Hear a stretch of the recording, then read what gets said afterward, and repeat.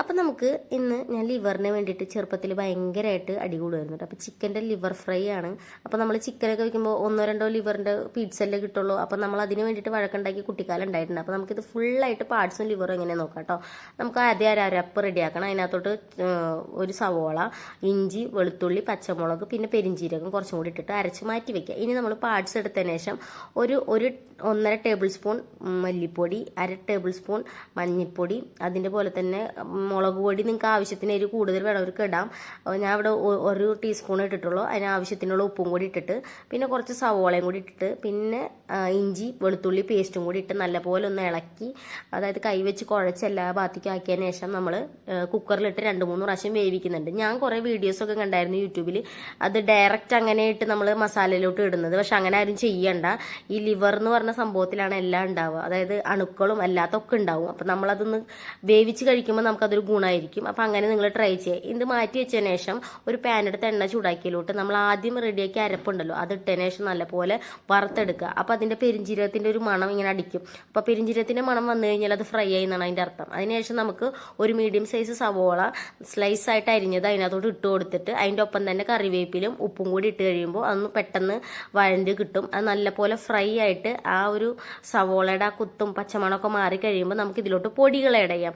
പൊടി ഞാനിവിടെ യൂസ് ചെയ്യുന്നത് വെച്ച് കഴിഞ്ഞാൽ ഓൾറെഡി നമ്മൾ വേവിക്കാനായിട്ട് അത്യാവശ്യം പൊടികളൊക്കെ ആഡ് ചെയ്തിട്ടാണ്. എന്നാലും നമുക്ക് ഇതിൽ കുറച്ചുകൂടി പൊടികൾ ആഡ് ചെയ്യാവുന്നതാണ്. ഞാനിവിടെ ആദ്യം എടുത്തിരിക്കുന്നത് വെച്ചാൽ മഞ്ഞൾപ്പൊടി ഒരു 1/4 ടീസ്പൂൺ മഞ്ഞൾപ്പൊടി ഇട്ടിട്ടുണ്ട്. പിന്നെ കുറച്ച് തന്നെ ഒരു 1/2 ടീസ്പൂൺ മല്ലിപ്പൊടി, പിന്നെ ഒരു 1/2 ടീസ്പൂൺ കുരുമുളക് പൊടി, 1/2 ടീസ്പൂൺ മുളക് പൊടി, പിന്നെ കാശ്മീരി ഞാൻ കുറച്ച് കളറിന് വേണ്ടി ഇട്ടിട്ടുണ്ട്. അതിൻ്റെ കൂടെ തന്നെ 2-3 പച്ചമുളകും കീറിയിട്ട് കൊടുത്തിട്ടുണ്ടായിരുന്നു. ഇതിൻ്റെ കൂടെ തന്നെ ഗരം മസാലയും കൂടി ആഡ് ചെയ്യണം കേട്ടോ. നിങ്ങൾ ഗരം മസാല ആഡ് ചെയ്തതിന് ശേഷം നമുക്ക് നല്ലപോലെ ഈ പച്ചമണം മാറാൻ വേണ്ടിയിട്ട് നല്ലപോലെ വഴറ്റിയെടുത്ത് ഒരു ഫ്രൈ രൂപത്തിലാക്കുക. ഇത് ഫ്രൈ ആയിട്ട് ഈ പൊടികളുടെ എല്ലാം മണം മാറണമെങ്കിൽ തന്നെ ഫ്ലെയിം കുറച്ചിട്ടിട്ട് നല്ലപോലെ ഒരു 10-15 മിനിറ്റ് നല്ലപോലെ ഇളക്കി കൊടുക്കണം. പെട്ടെന്ന് അങ്ങ് നമ്മൾ ആ സാധനം ഇടാൻ പാടില്ല. അപ്പം നല്ലപോലെ വഴണ്ട് അതിൻ്റെ മണമൊക്കെ മാറുമ്പോൾ തന്നെ ഈ കറിക്ക് ഒരു ടേസ്റ്റ് ഉണ്ടാവും. നമ്മൾ കുറച്ചധികം നേരം നമ്മൾ വഴറ്റുന്നു അത്രയും ടേസ്റ്റ് കൂടും ഇതിന്. അപ്പോൾ കണ്ടോ ഒന്ന് മുരിഞ്ഞ് കിട്ടിയിട്ടുണ്ട് ഈ പൊടികളെല്ലാം. ഇനി ഇതിനകത്തോട്ട് നമ്മൾ വേവിച്ച് വെച്ച പാർട്സും അതിൻ്റെ വെള്ളം ഒപ്പം കൂടി ഒരുമിച്ചിടുക. ഇപ്പോൾ ഇതുണ്ടോ ഇങ്ങനെ ഇടുമ്പോൾ തന്നെ ഒരു കറി രൂപത്തിലാണ് നമുക്ക് കിട്ടുക, ഗ്രേവി രൂപത്തിൽ. ഇനി ഇതിൽ ഫ്ലെയിം കുറച്ചിട്ടിട്ട് നമ്മൾ കുറച്ച് കുരുമുളകൊക്കെ ആഡ് ചെയ്യട്ടെ. നിങ്ങൾക്ക് ഇതിൻ്റെ വെള്ളമൊക്കെ വറ്റിച്ചെടുത്ത് നല്ലപോലെ ഫ്രൈ രൂപത്തിലാക്കി എടുക്കുമ്പോഴത്തേനും നിങ്ങൾക്ക് കുറച്ച് കുരുമുളകും അതിൻ്റെ മുകളിൽ കൂടെ കറിവേപ്പിലോ മല്ലിയിലോ എന്ത് വേണേലും ആഡ് ചെയ്യാം.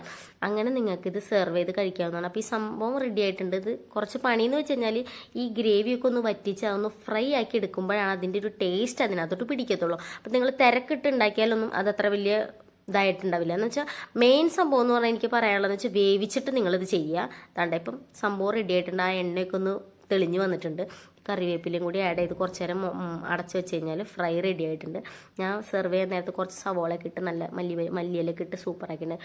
നല്ല അടിപൊളി ടേസ്റ്റാണ്. വെറുതെ കഴിക്കാം. ബ്രെഡിൻ്റെ കൂടെ ചപ്പാത്തിയോ എന്തിൻ്റെ കൂടെ ചോറിൻ്റെ കൂടെ വേണമെങ്കിലും കഴിക്കാം. അപ്പോൾ നിങ്ങൾ ട്രൈ ചെയ്യുക. ബൈ.